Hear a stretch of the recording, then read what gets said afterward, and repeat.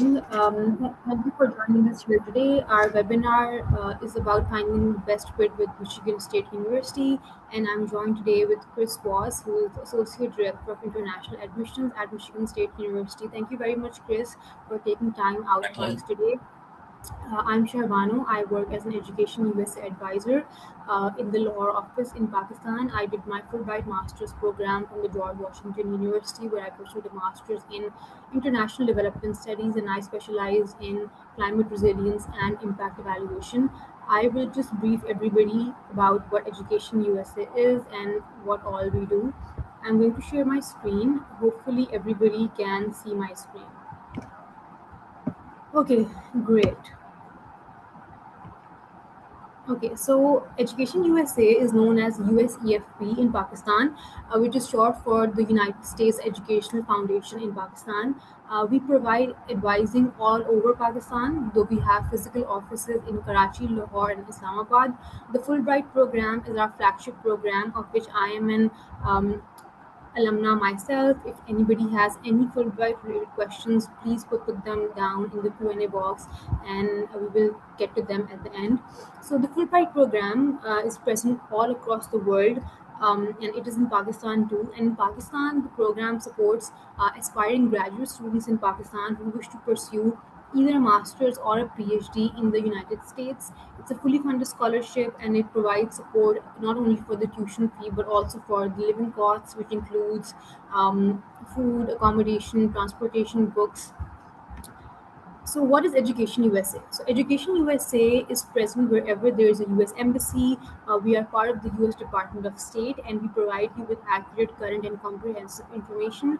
We also offer resources, guidance, and advice on how to find the best fit university for yourself. So, what all services do we provide? We provide one-on-one advising, free in-house or virtual sessions like the webinar we're having right now. We also have free workshops on standardized tests such as the GRE, GMAT, SAT, and TOEFL exams. And if you visit one of our offices in Karachi, Lahore, and Islamabad, we have books on these tests, but we also have books on the US culture, campus life, and what it means to be an international student in the United States. So, in addition to our offices, we also have LinkedIn corners all across Pakistan. We have five LinkedIn corners in Punjab. So, the LinkedIn corners essentially serve as American spaces in Pakistan where you can pretty much work on a desktop, take a virtual tour of a university that you're interested in, or simply read a magazine. The LinkedIn corners also have 3D printers. It's a very cool feature if you want to get some 3D prints. In Lahore, the Lincoln Corner is located inside the Qaeda Azam Library. We have one in Sarkodha, Faisalabad, Multan, and Bihari. Okay, so if you haven't already, please register for our free advising services. You can go to Education USA Pakistan slash register. You will receive a weekly email outlining all of our upcoming events and webinars for the week. If you have any questions, please email us at lahore at educationusa.org. Follow us on Facebook, YouTube, X, and Instagram. Our handle is EducationUSA Pakistan. So we're trying to have more in-person events at each of our three offices, and these events are called Ed Talks with Education USA. We have one on mining on August 18, which is inside the Fulbright Center in FC College Lahore, and we hope to see everybody there. Okay, so also follow the US Consulate in Lahore on Instagram, X, and Facebook. We do collaborate with them a lot for our events and a lot of our programming. If you have any visa related questions or queries, please go to the usembassy.gov website, and you'll be able to find answers to any of your visa related queries. That's it from my end. I'll hand it over to you now, Chris.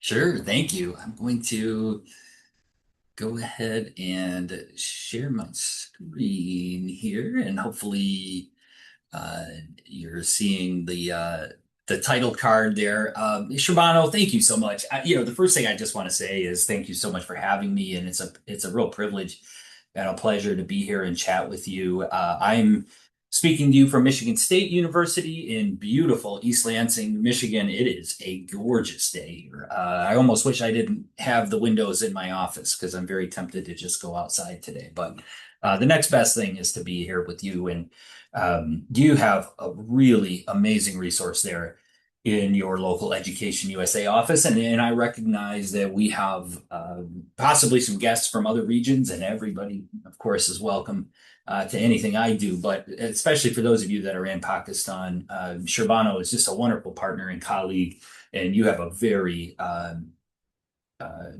comprehensive and well executed Education USA office there to help you. And what we're going to talk about is this process of finding universities, colleges that are the right fit for you in the United States. And there's just no one better to help you do that than the Education USA office. So please, do take advantage of those resources that were just shared. I have a feeling as I talk to you about some of the questions that you might want to ask as you do your college search, you'll think of some really natural ways that you can interact with that office and take advantage of the resources that they have. And so I definitely encourage that. So let's go ahead and get started. We're going to cover a variety of things. We're going to just sort of talk about some of the different ways you might compare one university to another, finding the right fit for you. One of the things I always like to stress, and especially in international audiences, because different educational systems by region can be so different. There are about 4,000 colleges and universities that grant degrees in the United States. There's a lot. There's a lot of choices. And uh, it's important to understand that scope, right? I get looking at rankings. I happen to work for a university that's highly ranked, and that's fine. But really, what I'm going to do here today is sort of take off my green and white hat for MSU and talk to you about how to navigate this field. Because the reality is, rankings are one thing, and they can be helpful in certain areas, maybe more helpful in specific degree programs. But you have to understand if you're going to do that, the scope of colleges and universities that exist in the United States, and that maybe in certain education systems being ranked, I don't know what, something like 500 might sound like a low ranking. Of course, that's among the top in the United States because of how many options there are to choose from. And so with that comes the challenge of how do you navigate all of these? We love choices in the United States. We sort of equate choices with freedom. If I go to my local grocery store to buy a can of green beans, probably have 20 different brands to choose from. I don't know what's the difference, but we're Americans and we like lots of different choices.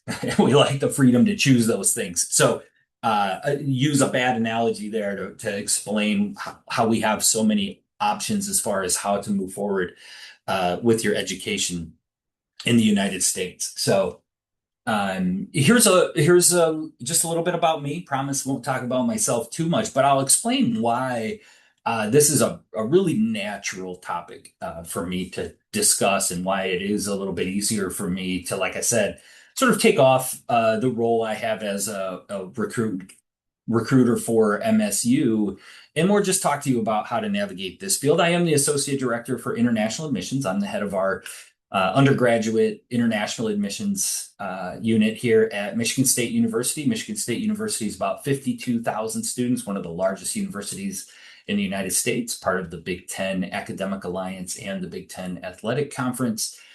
So you may have seen us. You may have heard about us for a number of different things.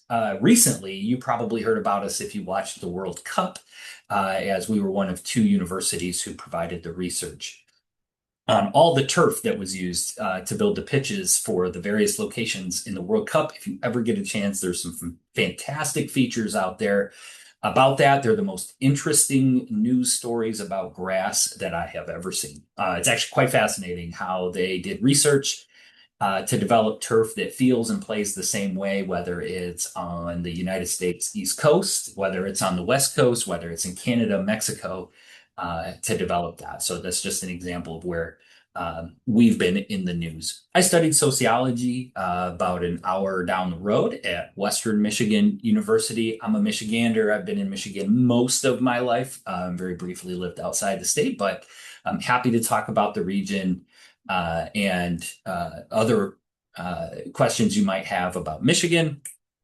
I'm pretty old. I've been in education, higher education for about 20 years. Always on the enrollment side, always as an administrator in enrollment. So I've been at 5 different institutions. I've done the private school. I've been at a community college. I've worked for regional institutions, and then now what we would call a flagship university. So if you have questions that go beyond what we do at MSU, I'm happy to address those too. And I do see a few questions popping up in the Q&A. I'll try to address those as we go here. Some of this will be covered in the content of the program, but of course, if there's anything else, we'll talk about that too. Other than that, I like to play guitar and draw cartoons. So if there's anything else you want to know about me, just let me know. I'll have my contact information out there later. But let's go ahead and jump into the various types of universities that exist in the United States. Now, I'm going to use college, university, probably going to use those words pretty interchangeably in conversation. When it comes to the title of an institution, this is not the law, but the general practice is that a university offers graduate programs, master's and PhD, in addition to bachelor programs. And a college will usually describe an institution that either offers only bachelor's degrees or that offers associate degrees, like a 2-year community college is a term you'll hear quite often. So a public university, Michigan State would be an example of a public university, is large. It is state funded. Not every public university is necessarily large, but they serve in the public interest. They're funded by public dollars as well as tuition. They tend to have some of the more diverse student bodies that you'll find. Again, they are designed to serve the public and meet the needs of each individual state that has public universities. Private, just as the name suggests, are funded privately through tuition dollars, of course, of the enrolled students. They'll have endowments and other funding sources like donations and those kind of things. But they are not receiving public funding, tend to be smaller by nature. Okay. Liberal arts schools are the ones that we see that are generally focused more on things like broader, again, undergraduate education. These are often some of those private colleges, 4-year colleges, then the 2-year schools like the community colleges would be the one that typically are there to offer a pathway to a bachelor's degree, or in some cases, vocational programs or 2-year programs where a student can actually receive a credential in 2 full-time years or the equivalent of 2 full-time years. These are often open enrollment. Okay, so one of the reasons a student might go to community college is they may go through the process we described today and then decide on a university, but not meet that university's admission criteria at the time of application as they're coming out of secondary school. So they'll do community college and then apply to transfer their credits. And we have a system here in the United States through our accreditation, and then often even more so within individual states that create transfer agreements and allow students to take those classes and credits with them to the university. They also tend to be lower cost. Where I am, most of our students can attend community college at no cost to them or their families. And so that might be a reason. A student might have the admissibility to go to a larger university, but in terms of trying to budget for that and their financial situation, they might start off at a community college to save some funds for a couple of years and then transfer there. So, like I said, we got thousands of these options. These are some of the categories that these will fall into. So, kind of where do we start? Right? I go to a lot of recruitment events. I might be at a table or a high school visit or something like that where I'm interacting with students. Of course, the first thing they want to know, do you have my program? And think about that. So do you know what you want to study? Why do you want to study that? And what do you want to do with that? And then we can start to sort of guide this conversation about choosing a university that has that. Some universities might bring you in to study general education to start and then select a major. You might want to make sure that there's a variety of majors. Maybe you have an idea what you want to study, but you want to be able to explore.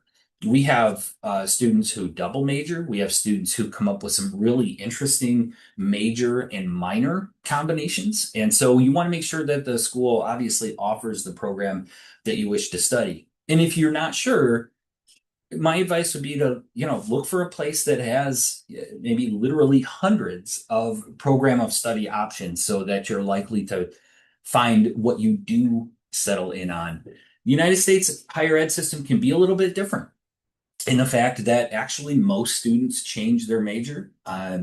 Way back when I was a college student, I started off in art and I got my degree in sociology, as I mentioned earlier. So I'm definitely one of those people who understands that journey of finding something that feels like a little bit better fit even after you've started. That's very compatible with the US higher education system.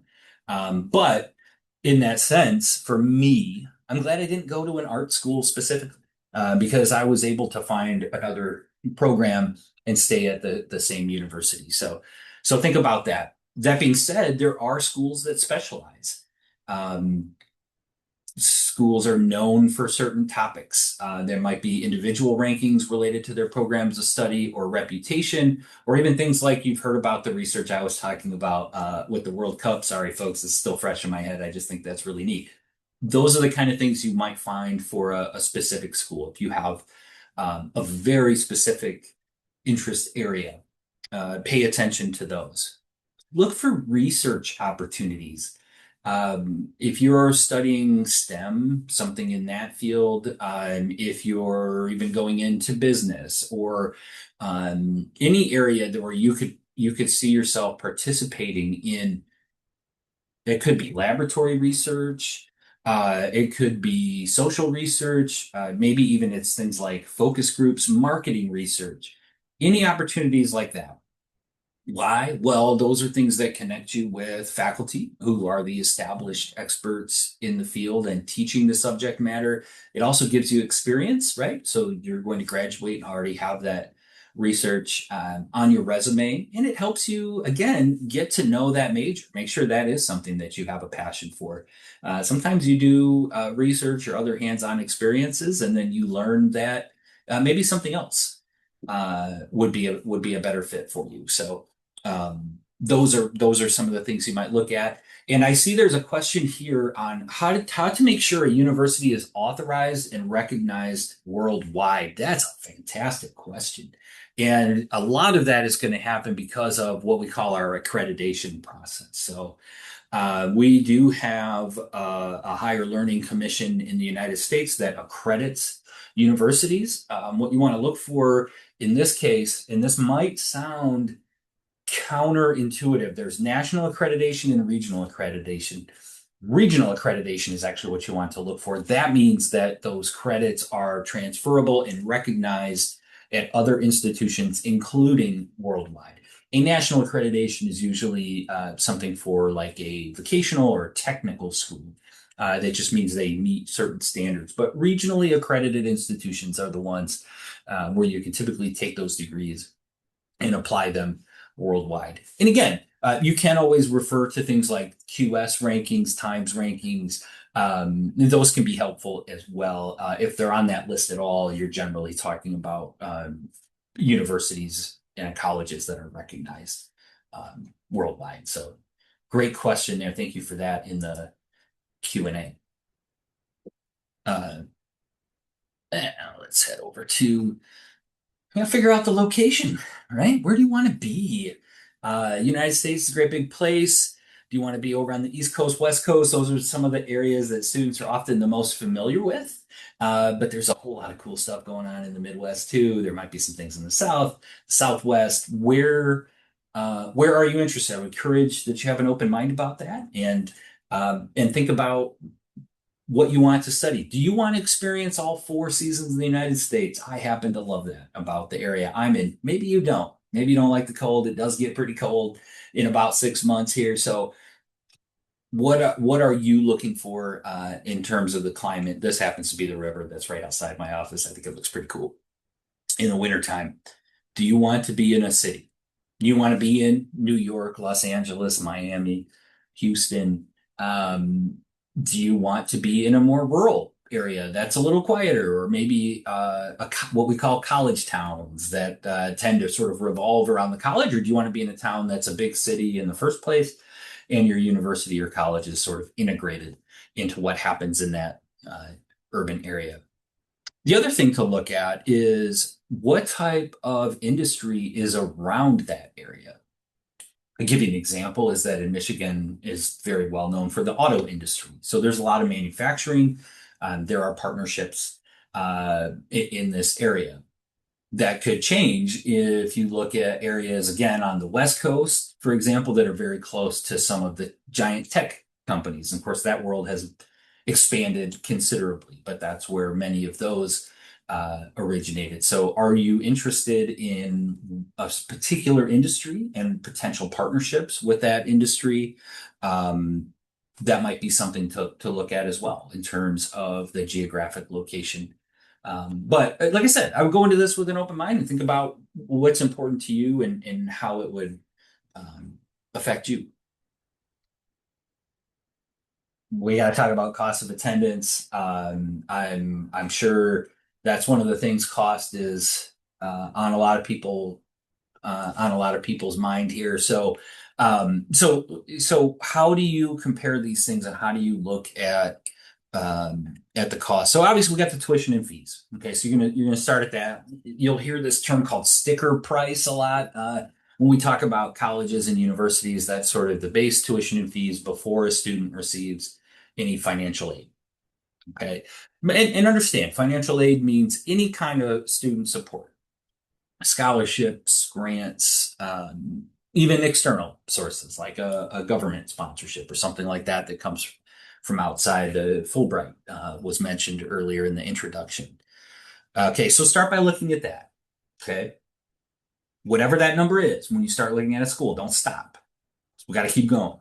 Okay, we got to keep going. We're going to look at what is it going to cost to live on campus. Meal plans, you can pay for food. You're going to have health insurance. You may purchase that directly. You may purchase that through the university or college. That is a really institution by institution level decision that each institution makes on how they're going to administer that. But be prepared for that cost. And most colleges and universities can either tell you exactly what that costs, or if they allow you to shop and choose your own, they can give you an idea of what you should budget for that. Get ready for other costs, like your textbooks, whether that's physical books, paying licenses for digital content. Be prepared for that. Seasonal clothing. It's always interesting to see what students bring with them when they come to a school that has all four seasons. And you're gonna, when you land, you can be in shorts and t-shirts, but that might not fly so well in January. So be prepared to possibly purchase coats or other clothes when you get to campus. Your personal expenses, your travel expenses. Certainly permitted as an international student to travel home, travel within the United States and experience more of what the country or the region has to offer. And so be prepared for those type of things and think about what you should budget for that. And then we'll look at financial aid. And financial aid can really vary by institution. It's really important to understand that scholarships 99% of the time means supplemental funding to help a student pay for school. It doesn't mean that the student doesn't pay. And I think that's really important. And I recognize that's not always a popular piece of information to share, but scholarships are usually a few $1,000s, something like that. We have some that we offer automatically to students. Schools might have those in a more competitive sense. For those of you, and I recognize we have a couple of folks in the Q&A there, pardon me, who are looking at graduate studies, tend not to see much in the way of scholarships for graduate studies, but sometimes things like assistantships, teaching assistantships, research assistantships, even administrative ones, where students might have work that they do for that institution and receive some amount of scholarship, the tuition compensation for that, or maybe even living stipends and things like that. So those can vary by institution, but they're usually tied to, again, some type of work for the student, which of course everybody wins when that happens, because then those students have that work experience as well when they graduate, in addition to funding that they might receive. And so that could be in a variety of different areas. Okay. So be prepared for that. Now, what I really encourage you to look at is, what do those institutions do?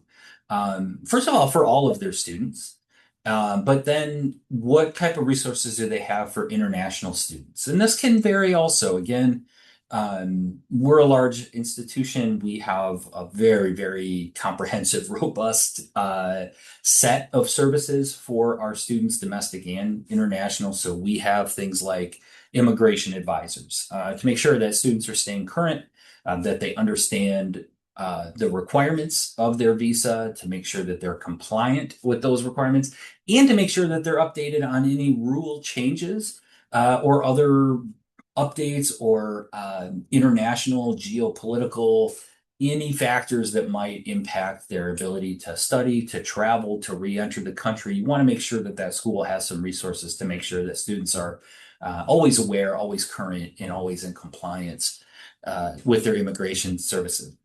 Look at what they do for onboarding. Again, are there specific offices, or do they have services that are inclusive of international students to make sure you make that transition? It's a pretty big deal. You know, an undergraduate student's going to come move for 4 years. You want to see, what does that school do to make sure that I am informed, to make sure I feel comfortable, to make sure I acclimate, that I meet people. We all have some version of this, but what feels good to you? You want to make sure that there are some onboarding and some welcome support services in place. Do you need language support? Are you looking for a school that has an English language immersion program, or an intensive English language program? It is one of the reasons a student might enter the United States, is to study English. Maybe you meet the English criteria. We'll talk about admission criteria in a moment. But if you need additional English support, it's helpful to know what resources might be available. They might be in the institution itself. Does that institution have partnerships? Is that institution in a community that has English language resources? So that's something important to think about. And then the other one I always like to point out are the student clubs and organizations. The bigger the school, probably the more options for this, but take a look. Do they have a group of students, for example, from your region?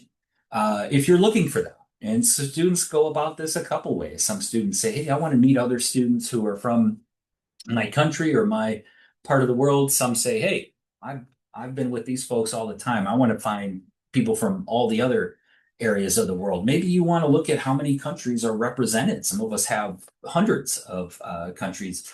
We're, I don't know, 138 or something at MSU. So there's ways to meet people. What type of organizations?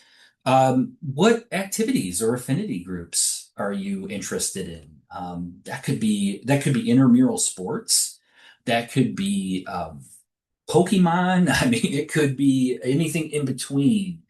Music, dance, community service, volunteering, faith-based organizations. Look at that school, and do I have ways I can feel like I'm at home in that setting? Take a look at what they have available for you there.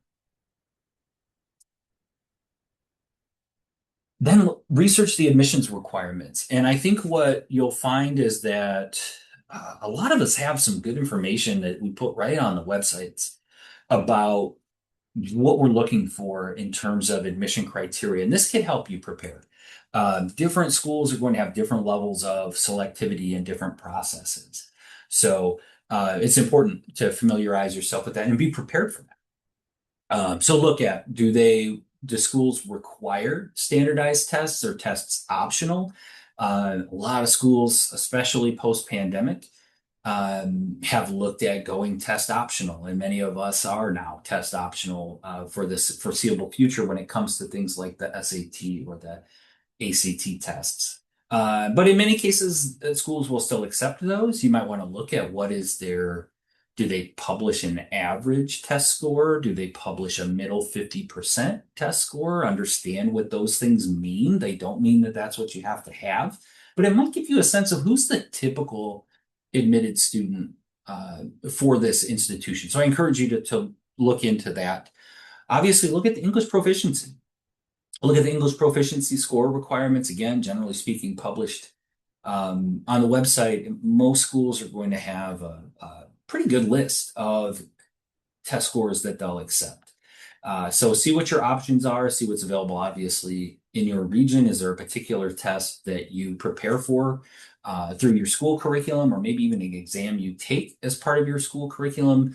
Many of these are now offered virtually, so the convenience and the access has really improved in the world of English language scores, especially as another one sort of post-pandemic, we've seen an expansion of access and options for students. So take a look at that, right? Do you meet that school's requirement, or what do you need to make your goal for an English language test in order to go? Most of us are going to look at other things too. So look into how things like essays are used. A lot of schools will have an essay if you apply to schools.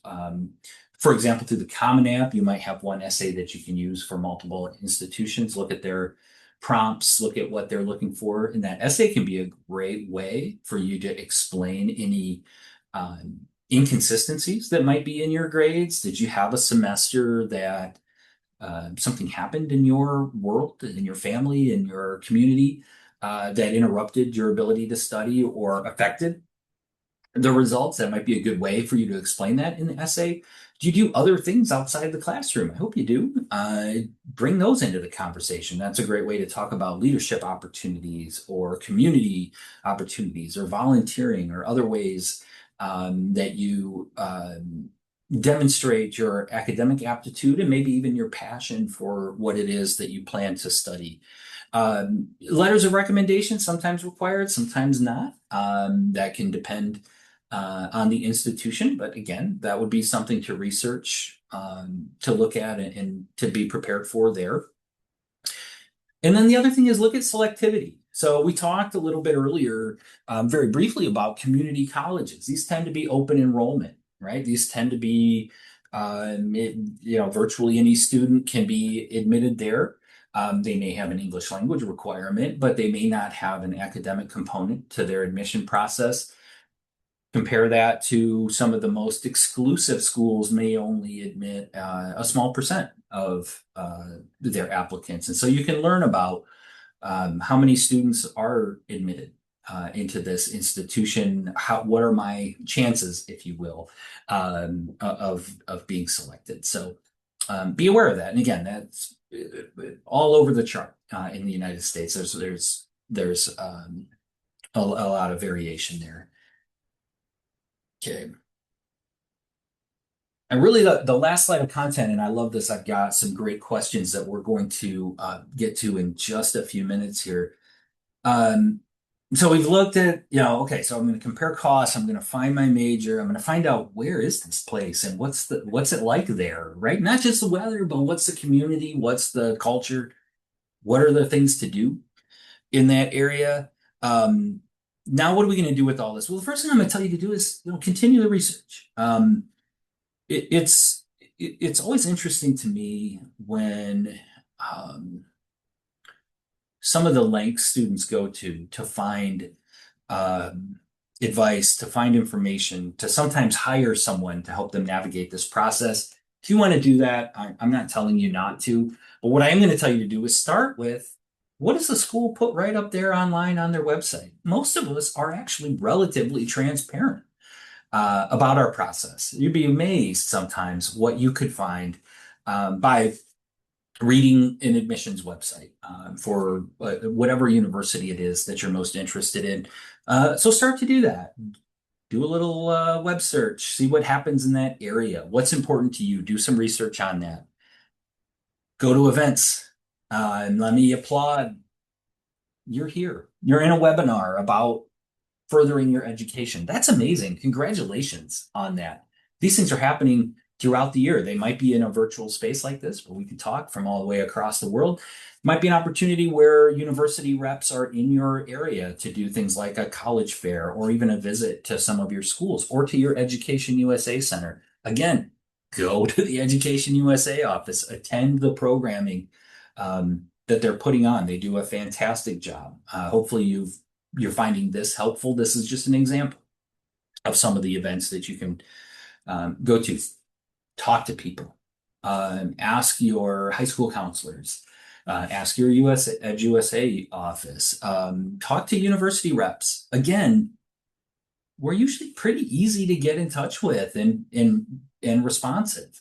And if that's important to you, that's one of the things you can compare among institutions is did you find the staff supportive at that university? But reach out again. Most of us are pretty easy to interact with and are happy to do that and get paid to do that. So we ought to be responsive. Once you've done that, start thinking about narrowing your search. I scared everybody at the beginning about how many colleges and universities you can choose from in the United States. Let's start to narrow that down.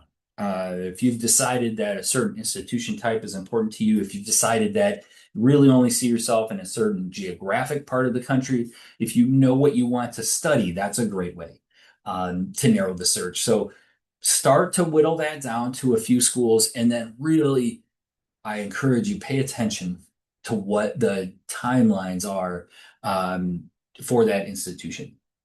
So, and not just deadlines, but just look at, but when do things happen? When do I apply? When do I send my materials? When am I notified? That could vary by institution. There's things like early application, early action. Look into things like that. If it's important that you have a decision by the fall before you enroll, is that something that university does? And what are the timelines for that? So be prepared for that. Be prepared to follow their process, which again, most of us publish relatively clearly, I hope, on our websites. So my next slide is going to be for us to continue the conversation. I encourage you to put more questions in. I'm just going to start here at the top of the Q&A. I will tell you that if some of these are really specific about like an MSU program or something like that, I'm going to ask you to take a look at my email address there. Jot that down. You can always shoot me a message and I can get you in touch with a specific person. But we'll start by trying to address as many of these questions as we can, especially those that would impact everyone on the group. So great. PhD. Okay, so planning to do a master's degree in AI. Wow, really hot topic right now, obviously, in Pakistan, and then pursue a PhD from the United States. Can it happen that I get in contact? Yeah, Mohammed, this is a good question, and I would encourage that you get in touch with a university's in this case, probably computer science department as early as possible. They can talk to you about how to plan for that a doctorate program. So, yeah, again, very hot topic right now. A lot of great research happening at many of the universities in AI. So, I would look at again, right, follow some of these steps, start to narrow that down to some of the universities you're interested in. And I'll tell you that in most cases, admission for that PhD program is probably done specifically by the department, right? As opposed to one central office like what I do for undergraduate education. What is the typical pathway for student athletes at Michigan State University? Good question. Recruitment, enrollment. and career opportunities after graduation. So, Michigan State University is an interesting one to talk about athletics. As I mentioned earlier, we are part of the Big Ten Athletic Conference. We are one of, if not the most competitive athletic conferences in the United States. So, I will tell you that in many cases, students are being recruited from early in their high school, secondary school until it's time to graduate and for those students to be brought on board. However, most of our athletic departments also have recruit questionnaires on their website so students can give their stats, give video. It really depends on the sport, but again, that might be something to compare among institutions. A smaller school or a school in a smaller athletic conference or division is probably less competitive in terms of making a varsity athletic team. But yes, we do quite a bit of that. We have a very large athletic office here. So recruitment is usually happening by the coaches, um, enrollment to academic. So generally speaking, going through the same process to enroll for their classes. We have advisors in place to do that. And so when it comes to things like the academic advising and the career opportunities, they're generally handled by a central unit within the university that does that for all students. So, yeah, great. Thank you for that question. Let's see. We talked about this one. Thank you for this insightful webinar. You are very welcome, anonymous attendee. How to find universities to recognize as PhD?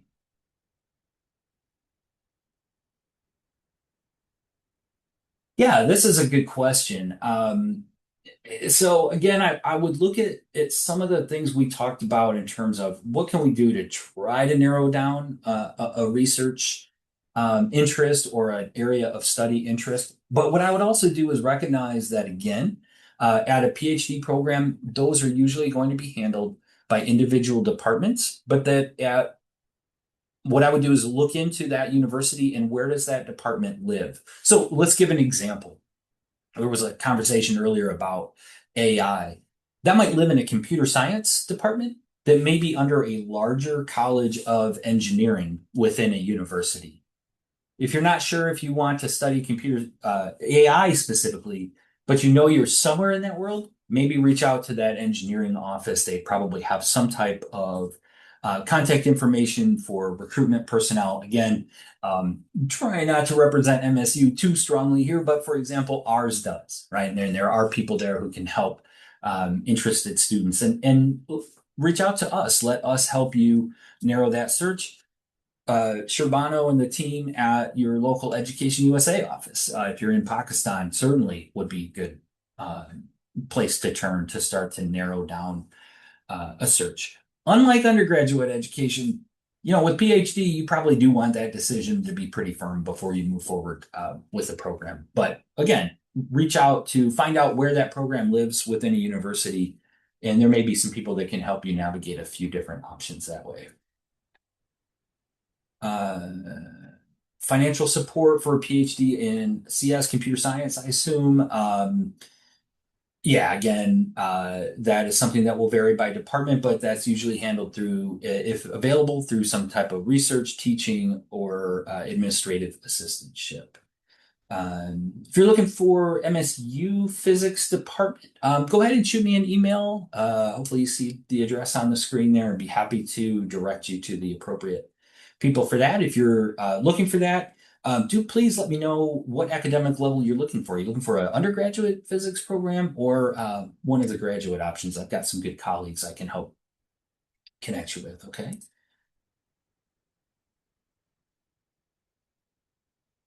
Okay. Can you please guide how to find if a professor has an open position in their lab for a PhD student? Nutrition and dietetics. So, yeah, go ahead and use the contact information that's published and go green, go white. Love it.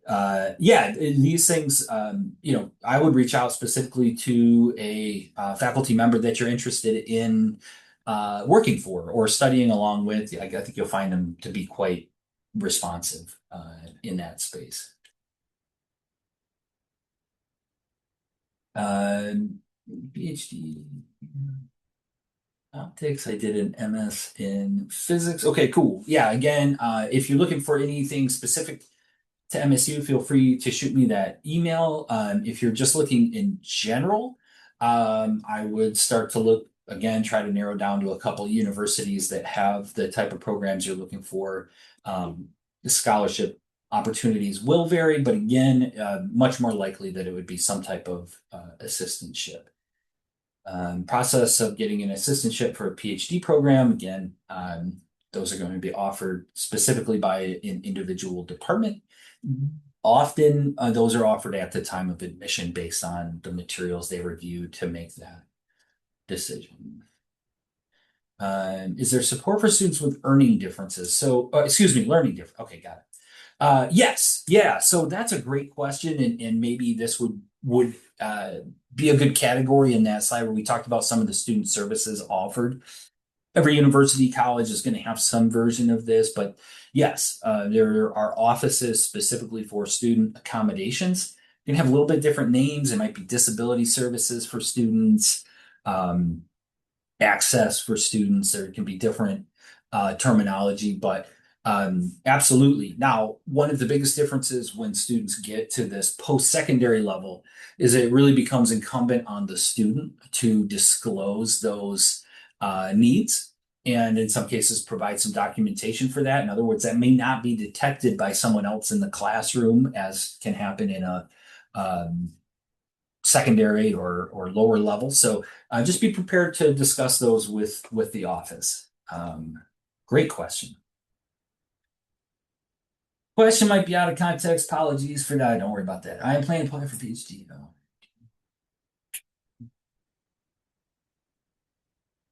Okay, so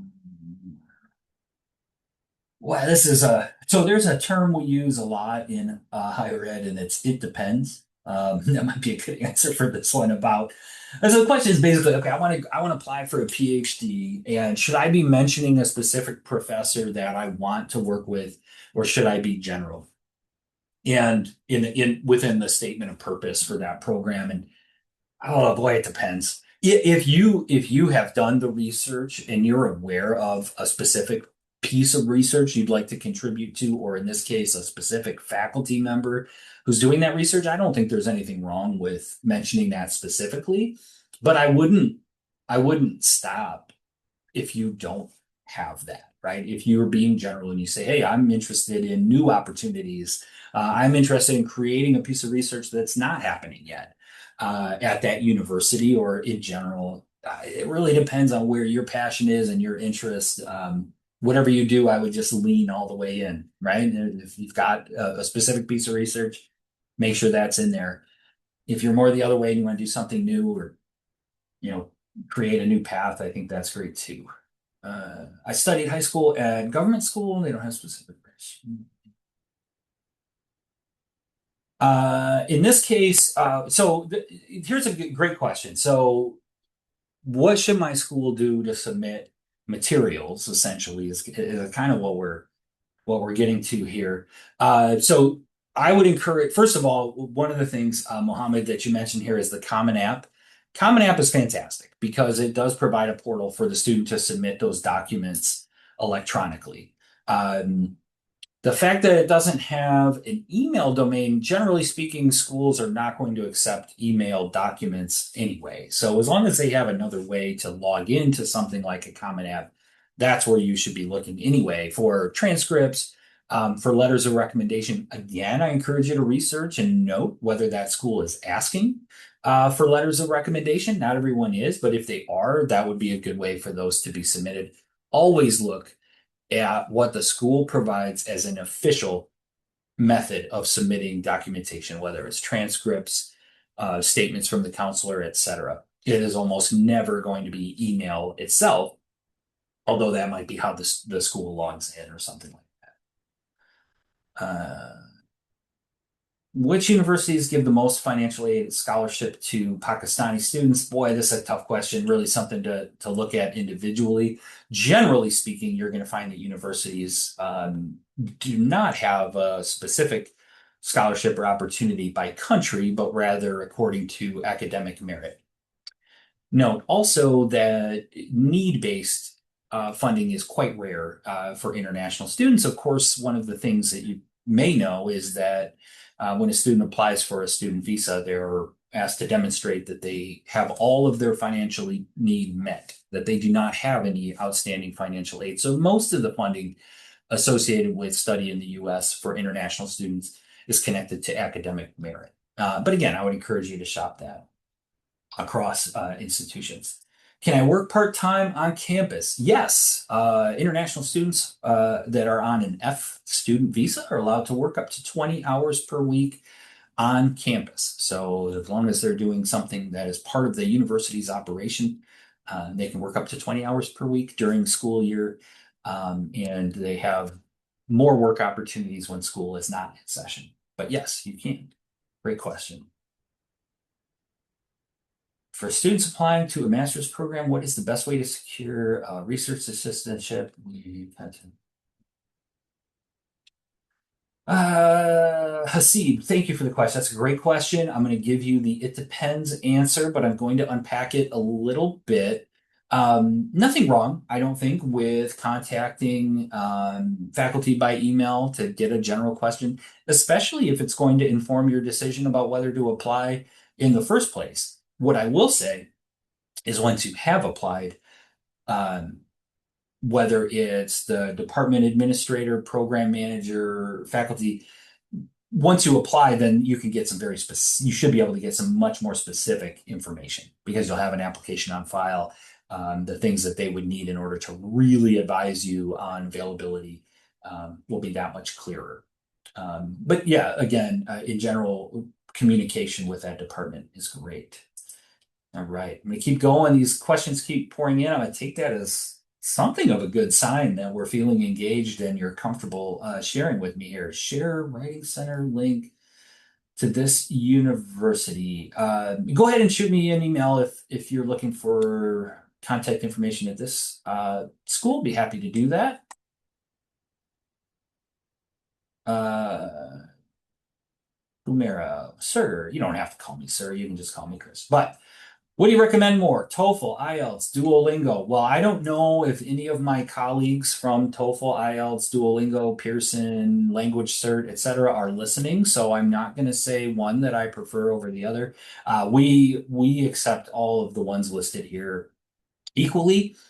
And we have an individual score requirement for each one. You know, there's sort of a concordance table out there about which TOEFL score is concordant with which IELTS, with which Duolingo, etc. So for us, no preference. What's accessible for you, what feels good for you, what is the best for you to prepare for. We're happy to take any of those, and sometimes students do more than one, and that's fine. We would look at them all equally.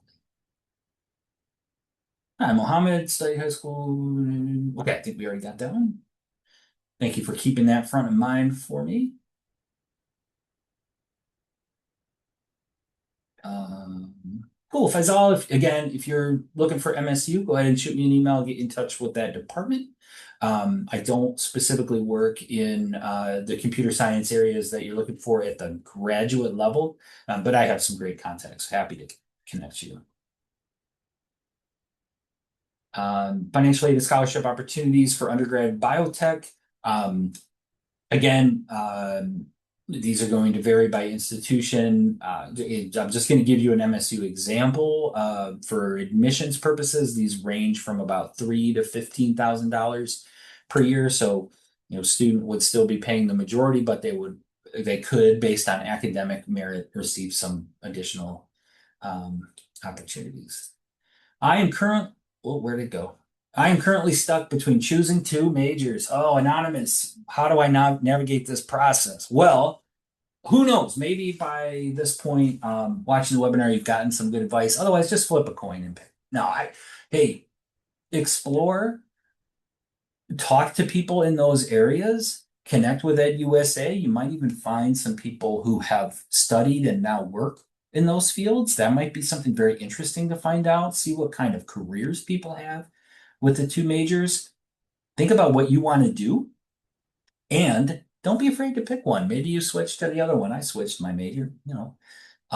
It's okay. You don't have to, again, this is sometimes different depending on students' academic background, but in the US higher ed system, generally speaking, you do not have to sign in blood that you're always going to study that one thing. So if one is engineering and one is business, you could switch and it's okay. And you might not even lose time toward graduation or whatever your two majors are. Maybe you can study them both.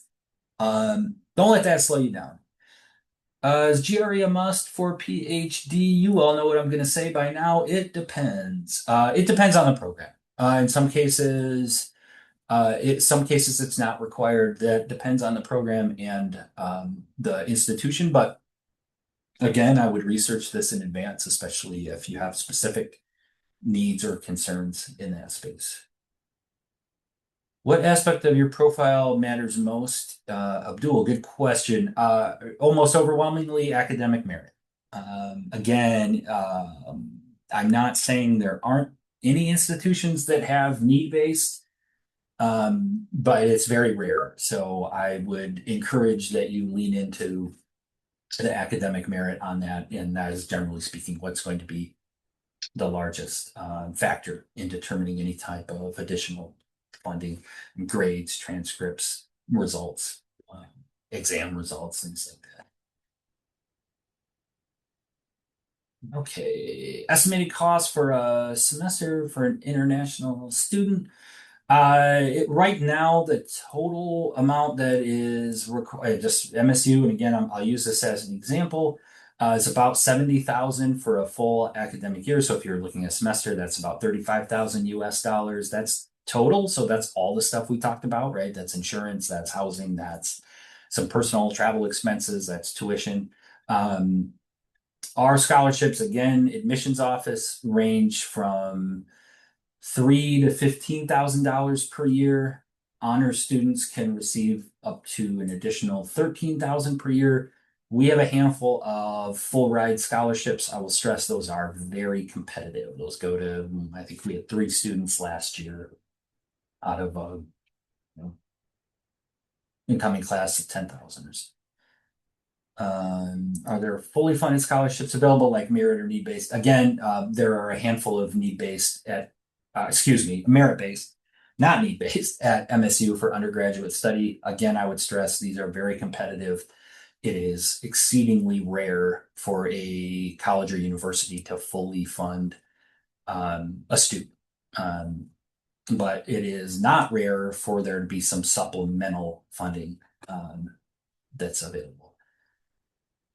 Is it possible to get assistantship for the I-20 form? So I think I'm understanding the question correctly. If a student does receive an assistantship, and that has been offered in advance, that can be reflected on the I-20 form as one of the forms of payment.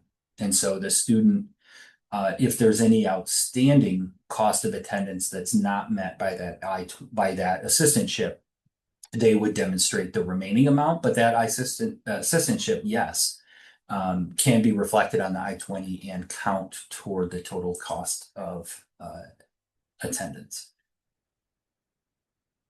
Are there any camps for soccer or winter camps so most of our camps take place in the summertime. There's a great big cheer camp happening right now. And there are camps for soccer as well. But again, for us, that typically happens in the summertime, which is not an active season for the sports. Does MSU provide application fee waivers? We don't provide fee waivers. There's a very specific reason for that, and I mentioned earlier, and you'll see this at a lot of schools. I mentioned earlier that uh, students need to demonstrate that they do not have any financial need when they're applying to be an international student at a U.S. embassy. So we don't want to disadvantage. First of all, there's a reason for the application fee, and it does pay for that process, but we don't want to disadvantage that student by taking a step that suggests that they don't have the funding for an application fee. If they're not able to pay that small application fee, that could be a red flag that they're also not able to cover the full cost of attendance there. So, great question. When faculty consider master's students for research, what are the most important factors?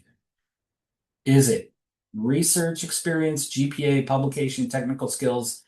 Yes, it's all those things. It really depends on what the needs are of that Barago thing. It depends again. Really, it depends on what the needs are of that specific department. What I would say is whichever of these you have, highlight those strongly in your application materials. You have research experience, make sure they know about it. Certainly, if you have published, make it clear, share that publication. Other technical skills that might not be apparent in university transcripts or in resumes, etc., make sure that those are available for them so that they can consider them. What is the right time to take the IELTS? Let's assume this could be any of the other scores for applying for undergraduate fall. Okay, so in general, testing agencies consider their test scores current and valid for 2 years. So it should be within 2 years of the intended enrollment. What I will say is, so let's say, Mohammed, that you're looking at the fall season and you're looking at fall of 27. That application actually opens this weekend. So it's going to open in August for schools who use the Common App, but even schools that have their own application, this is about the time that that's going to open. And you'll want to have that available when you apply. So if you've taken it, and again, it's recent, it's current, certainly you can supply that. If not, I would encourage you to take that before you apply. Now, again, this is a field that has really evolved and it doesn't take nearly as long to get results as it once did. So most of these testing options can be done on demand and it's relatively quick to get those results. If you're looking at next fall, I tell you, try to do it by October. A lot of us will have November 1st or thereabouts early action deadline.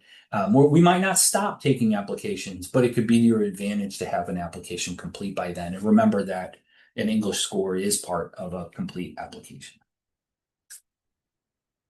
Anonymous, how does MSU evaluate IB students during admission besides grades? What can I do during IB diploma program to become a more competitive? I have been wanting to go here. I love to hear that. And I want to know if the student community is also, the student community is the best part of the whole thing. We have a very active student community on campus, whether it's international, domestic. Our alumni base is incredible. What is common mistakes? Okay, so first of all, IB.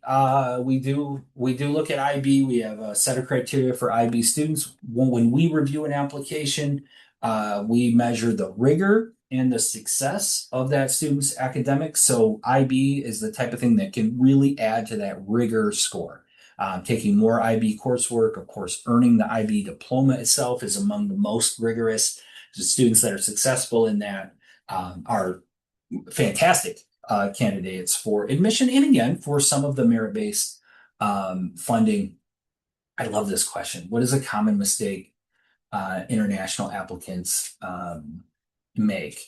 I would say one is submitting materials either unofficially or that we don't need in the process, right? So what does it mean to submit a material unofficially? If you have touched a transcript, right? You've either opened it physically, you've got a file on your computer, you email it, it has become unofficial, right? Anonymous attendee, I trust you. I'm sure you would never do anything wrong or cheat or manipulate a document, but we have a process. Make sure all of those materials come in officially from your school through one of the recommended channels.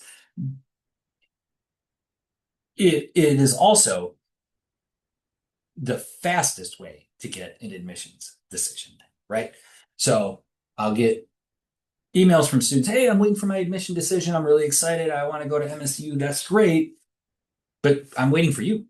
I'm waiting for your steps to be done. So make sure you work closely to get those to us. I'm half joking about this, but also if you're going to write an essay about how much you want to go to this school, make sure you get the name right. I tell you how many times I've read an essay somebody has sent clearly to 10 different schools. That's not a crime. but update the school so we know who you're looking for there. And then the other thing, like I said, sometimes I've literally seen 60 pages of documents from students that are on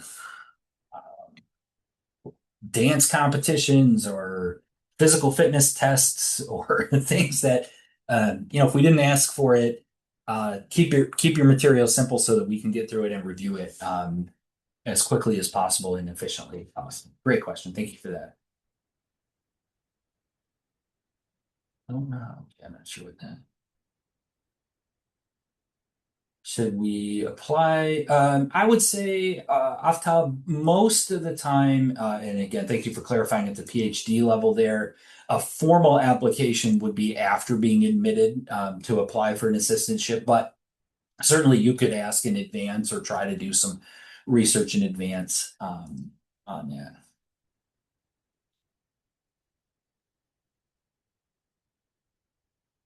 Faculty.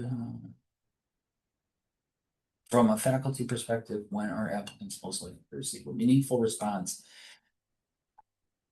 Again, I would say if I'm going to focus on the part of this question, when will I get a meaningful response about research opportunities? It's going to be the most meaningful after an application has been made and probably after an admission decision has been made, because then we can get very specific.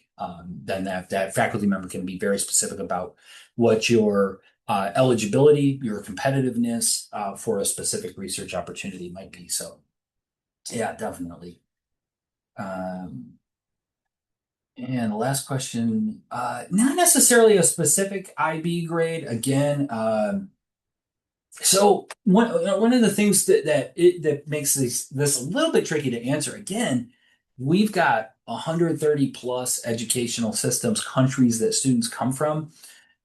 So we really try to review the student within their own context, right? Within what options do they have? Now, IB helps because that's an international standard, but really what we would look at for an IB student is, did you take advantage of the specific opportunities that you had, right? Did you take a rigorous curriculum? Not everyone has access to all the same courses, but what did you have access to?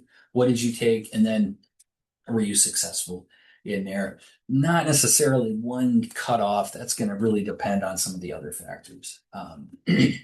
Great.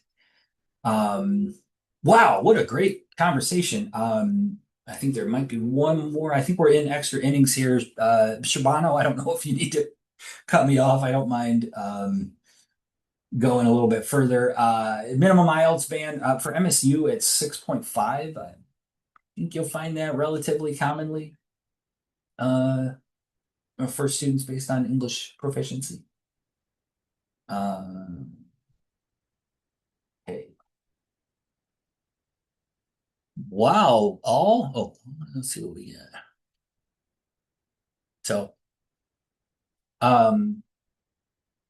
again, I think we need to probably wrap up here. I know we're beyond time. Thank you for all the questions, though. I'm glad I was able to get through most of those. Again, my information is on the screen. Pardon me, is on the screen there for you to take a look at and to reach out if you have anything additional. But otherwise, thank you so much. Thank you for being here. Thank you for the questions and the interaction. And I'd love to hear from you more. Thank you, Chris, again for taking our time for us. I think it was very engaging, a lot of questions. And I hope that we can collaborate again in the future. And I have a great rest of your summer. Thank you. Bye. Yeah, you too. Thanks all.